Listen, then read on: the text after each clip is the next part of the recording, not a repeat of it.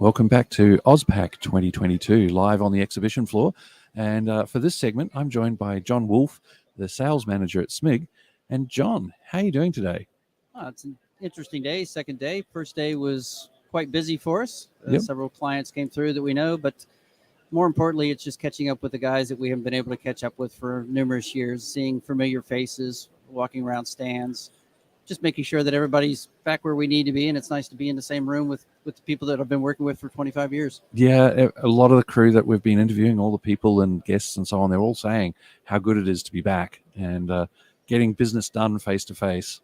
We've shown we can do Zoom. We've shown we can work remotely, but it makes these events so much more special, doesn't it? Well, not only that, it's the personalities that you see. It's the body language that comes, and I'm really impressed with the signage. I'm impressed with the stands, how they look, probably the positive atmosphere that we're seeing across the whole entire show versus where we were several years ago, where we found kind of a downward trend. Yeah. This year we're seeing kit on the stands. We're seeing people here. Yep. There just seems to be a very positive mood among manufacturers from one end to the other in the building. Certainly is. But specifically yourselves, SMIG, and you're talking about turnkey packaging lines? Correct. SMIG's part of the SMI group out of San Pellegrino Terme. They've been in existence for roughly 50 years. We've been in the existence here for 25 in the packaging world, mostly through the packers. The last few years, we've moved into blow molders. We've moved into the filling range now with Inneberg. Okay. And we've added palletizers. So if it's a turnkey system, you're looking for speeds, doesn't matter what we're doing. We've got the equipment that can handle the jobs here in Australia, and we've got technicians across Australia to service our equipment, which is even more important. Fantastic. That's really good to hear. So quite the end-to-end package. You can do small components of a line, or you can do the whole line. Correct, and that's really where the strength of SMEs are, because SME makes a packer a day for the world. So we're in every market, in every place, and realistically here in Australia, it is a tough world because we're changing formats every day. We're doing quick changeovers, so the machines are getting more and more adapted to the Australian marketplace. Okay, and how are you finding this specific about the Australian marketplace as opposed to some of the others that you work in? That's an interesting, what we see a lot of right now is we see a lot of the global companies actually basically eating up A's or eating up B's and C's within the marketplace. And we're seeing a lot of that global footprint machines start to come into the Australian market that we haven't seen before.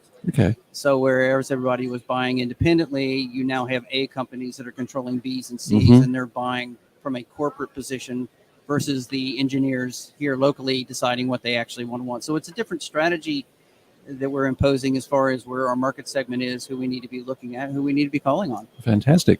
So on the SMIG stand today for the show, what could people be seeing when they come through? We've got the Inneberg 551, which is basically built for the microbreweries. Oh, nice. So it's 1590 by 1590 complete.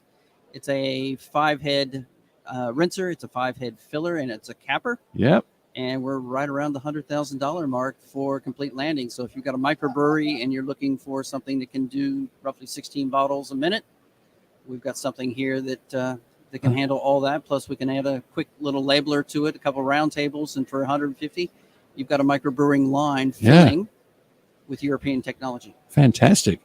So the only thing missing, of course, is all the vats and everything. But that we don't do. The whole it's pretty specific, that the fermenters and vats. But the bottling can be very, very precise and tedious to do right. Yeah. And with the EcoBlock 551 that we have, the operator stands there, basically loads the bottles onto one turntable, finished product on the other. He can have a box sitting there right behind him, fill it up, roll it down. Next person puts it on the pallet, and you've actually got your whole system set within maybe a 2.5 meter space. Cool. So you've got that on display, and you've got people to chat to. Yep. She's running and tinkling as every bottle line does. And if you're running a bottle line, you know the sounds. You pick up the sounds, and that's music. That's music to our ears when that line's running as consistent as it should, and you've got that you've got that rhythm going. Yeah, no, I could well imagine. I'm going to have to come by and check it out when they let me off the table. That'll work. Anything else you'd like to say, John? No, we're open for business and now available to travel. So if you haven't seen me in a while, you're probably going to get a phone call or an email for an invitation here soon. Fantastic. John Wolfe, thanks so much for coming on the show. Not a problem at all. Thank you very much. And folks, we'll be back live from the exhibition floor in the not too distant future.